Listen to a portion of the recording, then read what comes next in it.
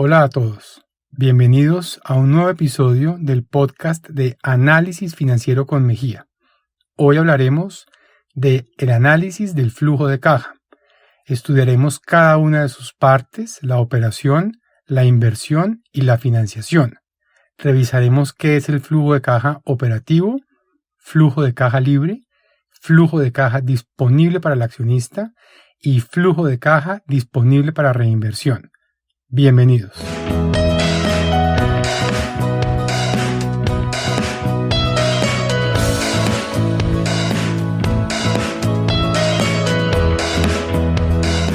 Bien, el flujo de caja es la herramienta primordial para la toma de decisiones financieras en los últimos 40 años.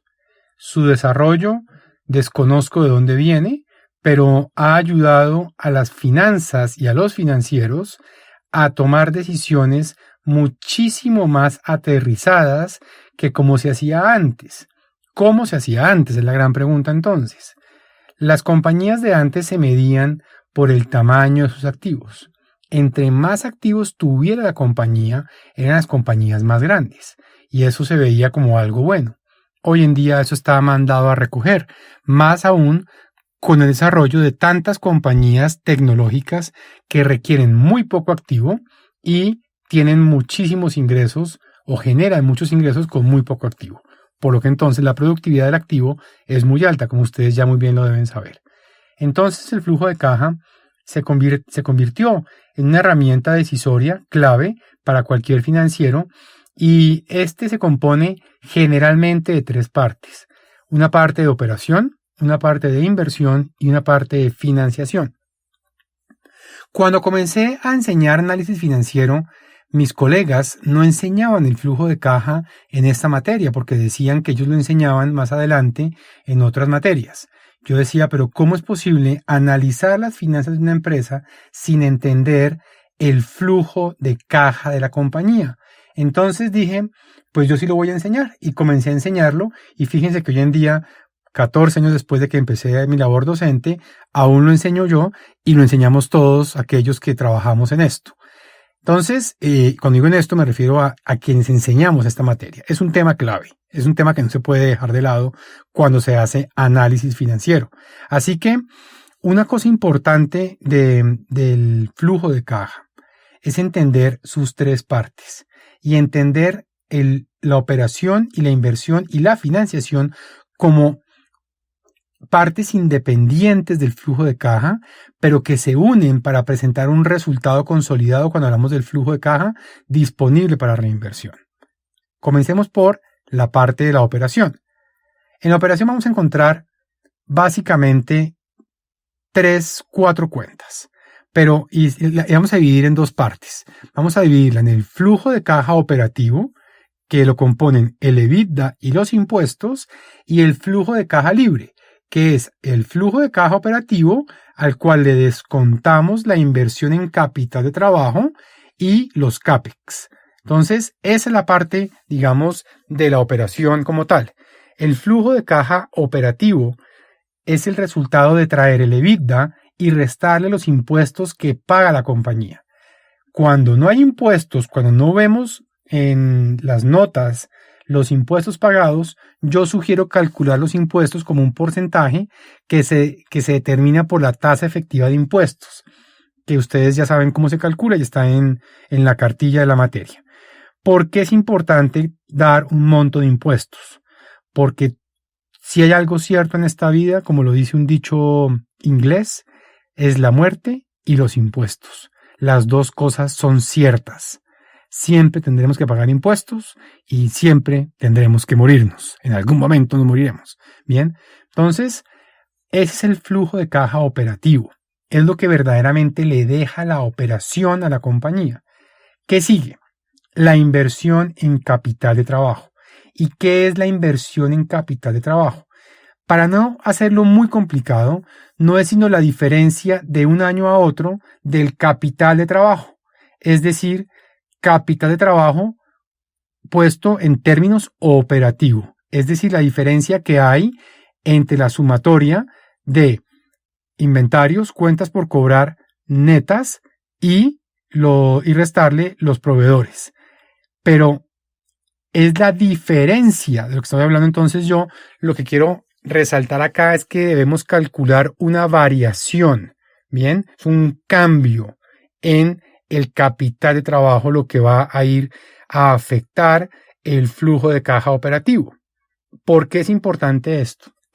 Porque como lo hemos hablado en diferentes clases, a través de estas tres cuentas, las compañías consiguen financiación, consiguen fondeo, consiguen formas de financiar su operación, ¿sí? Si yo recaudo más rápido mi cartera, vendo más rápido mi inventario y me financio más con proveedores, me estoy financiando más.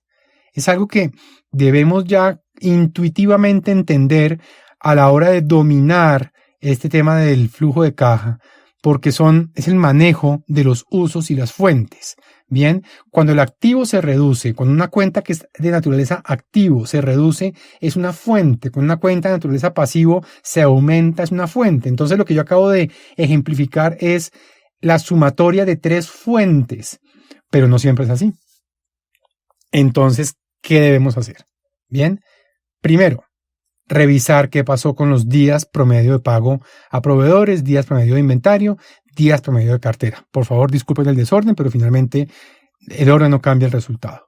Segundo, revisar en su totalidad cuáles son los montos que más afectan el capital de trabajo, porque hay compañías que no tienen cartera, pero sí inventarios, por ejemplo, concesionarios, o al revés, compañías que o también, obviamente, comercio por menor, el almacén es Éxito o Jumbo o Falabella, la cartera es muy corta, el inventario es gigante. Entonces, revisar los montos cómo están ahí. Y por último está el CAPEX. El CAPEX es la adquisición de propiedad, planta y equipo. Y es algo que merece un capítulo independiente del podcast. Voy a hacer un episodio dedicado a dividendos y a CAPEX.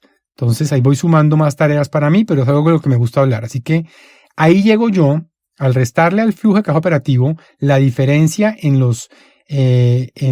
la inversión en capital de trabajo y el CAPEX me da el flujo de caja libre, importantísimo. Esta es una medida universal que se usa en finanzas corporativas para una gran cantidad de cosas. Seguido a esto está el flujo de caja disponible para el accionista. ¿Y cómo se calcula? Pues al flujo de caja libre le voy a restar dos cosas. ¿Qué le resto? Le resto el pago de intereses y en un modelo que yo utilizo solamente le restamos la porción corriente de la deuda financiera a largo plazo.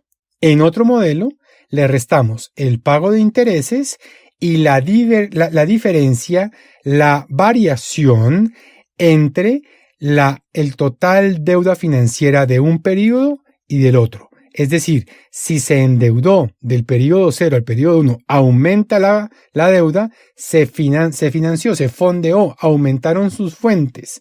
Bien, entonces eso lo traigo como positivo al flujo, me suma, y si pagué deuda, si la deuda era 100 y ahora es 80, va como negativo al flujo porque la disminución del pasivo es un uso de recursos, ¿bien?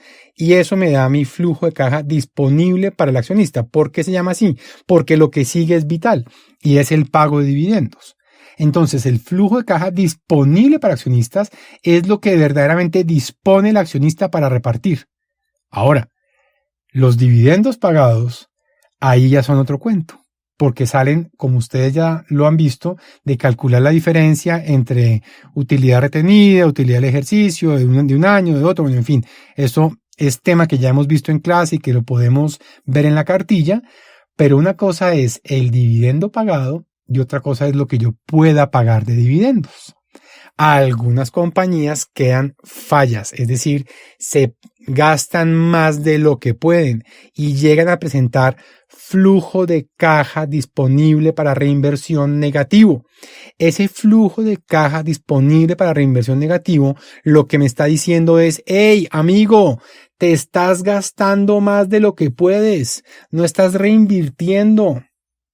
No estás trayendo flujo extra a tu compañía. Ahora, compañías con flujo de caja disponible para reinversión positivo son compañías que tienen una maravilla de generación de caja y que les va a traer muchísimos beneficios a futuro, porque esto les va a ayudar a tener disponible para unas cosas extra, disponible para, qué sé yo, recompra de acciones, mejor dicho, para cualquier cosa que no esté contemplada dentro de este modelo de flujo de caja. Bien, entonces, para entender un poco más esto en resumen, para ya ir cerrando, el análisis del flujo de caja se divide en 3 partes: operación, las primeras 2 partes que mencioné; inversión, es el CAPEX y es la parte de inversión en capital de trabajo; el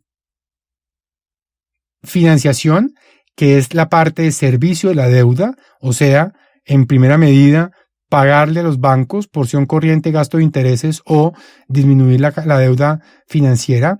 Y tercero, dentro de esos mismos, el pago de dividendos, porque también hay que pagarle a los socios.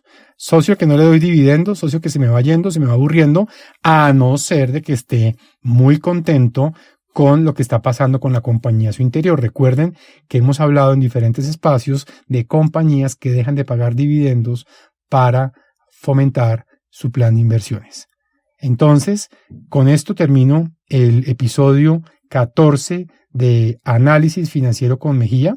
Gracias por escucharme, gracias por estar acá, espero que haya sido de su interés. No olviden enviar sus preguntas al correo analisisfinancieromejía@gmail o en la cuenta de Twitter @profesor Mejía. Gracias por su tiempo y que tengan un excelente resto de jornada.